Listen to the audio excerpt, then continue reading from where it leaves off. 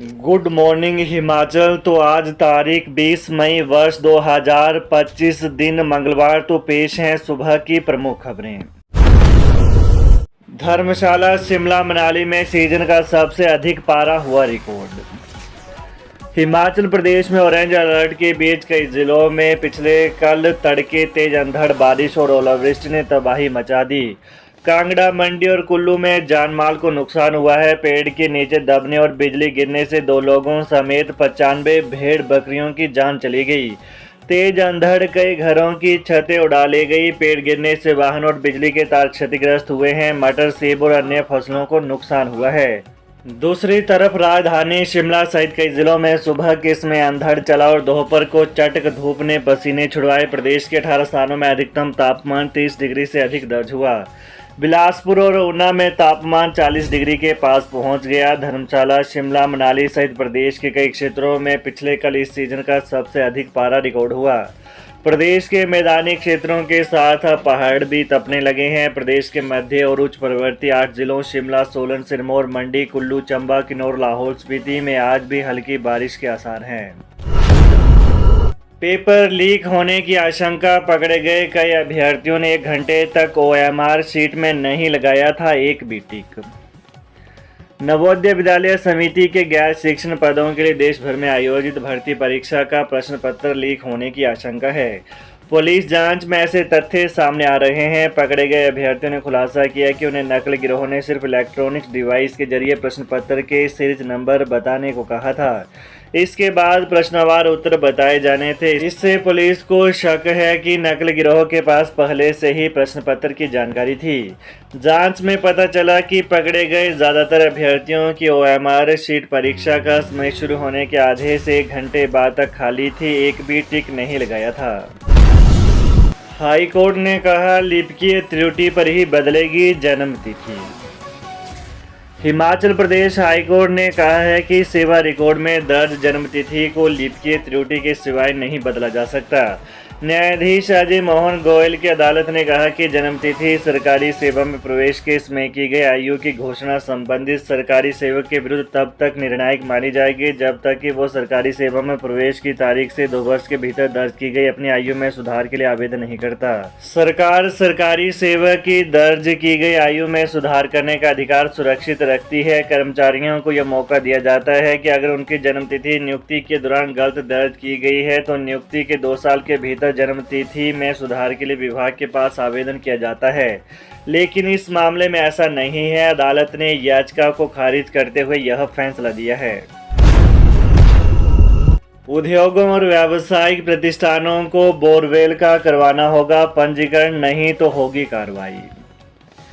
हिमाचल प्रदेश में उद्योगों और व्यावसायिक प्रतिष्ठानों को बोरवेल और ट्यूबवेल का पंजीकरण अनिवार्य कर दिया गया है।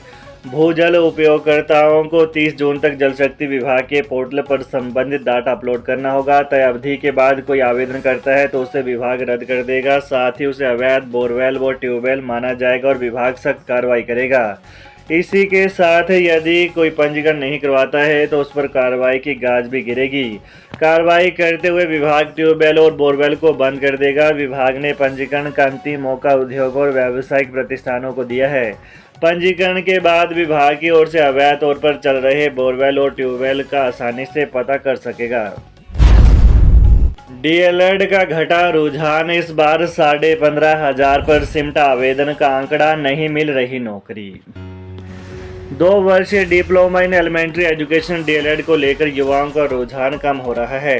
प्रदेश में अब तक 70,000 के करीब JBT यानी DLED पास आउट बैठे हैं। इनमें से भी 40,000 टेट पास हैं, जबकि इनकी भर्ती के नाम पर 2019 के बाद एक बार भी कमीशन नहीं निकाला गया है। जबकि बैच वाइज भर्ती के लिए अभी तक वर्ष 2013 तक के बैच को ही शायद नौकरी मिली है। DLED पास बेरोजगारों की बढ़ती फौज को देखते हुए इस बार शिक्षा बोर्ड के पास आवेदनों की संख्या भी कम पहुंची है। बद्दी में तेल और अदरक लाहौसन पेस्ट के सैंपल फेल, विभाग ने भेजा नोटिस, 30 दिन में मांगा जवाब। सोलन जिले के औद्योगिक क्षेत्र बद्दी से भरे सरसों तेल व अदरक लहसुन पेस्ट के सैंपल फेल हो गए। विभाग ने संबंधित दुकानदारों को नोटिस भेज दिया है। खाद्य सुरक्षा विभाग ने बीते दिनों बद्दी से सैंपल भरे थे। इसके बाद जांच के लिए कंडाघाट लैब में भेजा गया। कंडाघाट प्रयोगशाला से पिछले कल खाद्य पदार्थों की रिपोर्ट आई। इसमें यह सैंपल सब स्टैंडर्ड आए हैं। विभाग ने संबंधित दुकानदारों से 30 दिनों में जवाब मांगा है। इसी के साथ संबंधित पदार्थों के बिल और लाइसेंस पेश करने को भी कहा है। जवाब आने के बाद विभाग की ओर से आगामी कार्रवाई अमल में लाई जाएगी। गो अभयारण्यों के लिए जमीन तलाशें अधिकारी। मुख्यमंत्री ठाकुर सुखविंदर सिंह सुक्खू ने पिछले कल शिमला से वर्चुअल माध्यम से जिला हमीरपुर के अधिकारियों के साथ बैठक की अध्यक्षता कर विभिन्न विकासात्मक परियोजनाओं की समीक्षा की। उन्होंने अधिकारियों को जिला में कार्यान्वित की जा रही परियोजनाओं में तेजी लाने के निर्देश दिए ताकि इन्हें समयबद्ध पूरा किया जा सके। मुख्यमंत्री ने जिला प्रशासन को बेसहारा जानवरों से जुड़ी समस्या का समाधान करने व किसानों को राहत देने के लिए गो अभयारण्य के निर्माण के लिए उपयुक्त भूमि की पहचान करने के निर्देश दिए। इसके साथ ही उन्होंने हमीरपुर, घुमारवी, नादो, नंब तथा भोटा उन्ना सड़कों के लिए किनारे ई चार्जिंग व्हीकल स्टेशन स्थापित करने के लिए स्थान चिन्हित करने की आवश्यकता पर बल दिया। उन्होंने कहा कि प्रदेश सरकार पर्यावरण संरक्षण की दिशा में इलेक्ट्रिक वाहनों को प्रोत्साहन करने के लिए प्रतिबद्ध है। जनजातीय क्षेत्रों में 15 बच्चों वाले हाई सेकेंडरी स्कूल होंगे मर्ज, हॉस्टलों का भी होगा निर्माण। हिमाचल के जनजातीय क्षेत्रों में स्कूल मर्ज करने के नियमों में छूट दी जाएगी। लाहौल स्पीति, किन्नौर समेत चंबा और शिमला के कुछ स्कूलों के लिए शिक्षा विभाग को अलग नियम बनाने को कहा गया है। इन क्षेत्रों में 15 बच्चों की संख्या वाले हाई और वरिष्ठ माध्यमिक स्कूल मर्ज किए जाएंगे। प्रदेश के सामान्य क्षेत्रों के लिए 25 बच्चों की संख्या तय की गई है। जनजातीय क्षेत्रों में विद्यार्थियों की संख्या बढ़ाने के लिए छात्रावासों का भी निर्माण किया जाएगा। जयराम ठाकुर बोले, बाकी गारंटियों की तरह ओपीएस के वायदे से पीछे हट रही सरकार। जिन गारंटियों के दम पर कांग्रेस सत्ता में आई थी, अब वो उनसे एक एक करके किनारा कर रही है। इन्हीं गारंटियों में ओल्ड पेंशन स्कीम ओपीएस भी है, जिससे अब सरकार पीछे हट रही है। यह बात नेता प्रतिपक्ष जयराम ठाकुर ने मंडी में कही। उन्होंने कहा कि अब मुख्यमंत्री सुखविंदर सिंह सुक्खू ने अधिकारियों को ओपीएस की जगह केंद्र सरकार की यूनिफाइड पेंशन स्कीम यूपीएस का विकल्प तलाशने के निर्देश दिए हैं। जयराम ठाकुर ने कहा कि यह सरकार खुद को कर्मचारियों की हितैषी होने का दम भरती है, लेकिन सरकार की कारगुजारियां प्रदेश और कर्मचारी विरोधी हैं।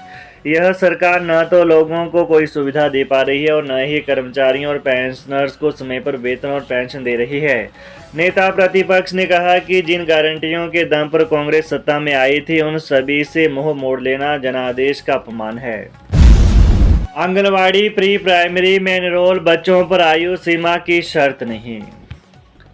राज्य के सरकारी स्कूलों में वे सभी बच्चे जो प्री प्राइमरी और आंगनवाड़ी केंद्रों से एनरोल होकर आए हैं, उन पर 31 मार्च तक 6 साल की शर्त लागू नहीं होगी।